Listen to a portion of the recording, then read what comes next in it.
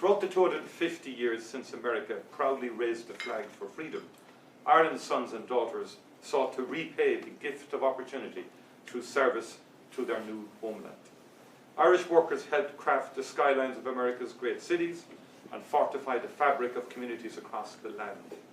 Immigrants from my home county of Cork moved to Ohio, where they built the roads, canals and railways, which literally laid the foundations of American greatness. The Scots-Irish, who mostly came to Pennsylvania and the Appalachians, an area very close to your heart, brought not only their strong work ethic, but also fiddle tunes, which melded with the African-American banjo to gift the world bluegrass. As firefighters, police officers, nurses, farmers, and presidents, 23 of whom have had Irish heritage, our exiled children from all the rich and diverse traditions across our island have made their mark on this proud land.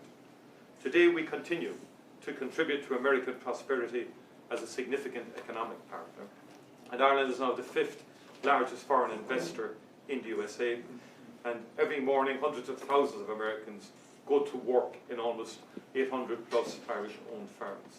The US-Ireland economic relationship powers the technologies that will define the 21st century and underpin growth in our economies.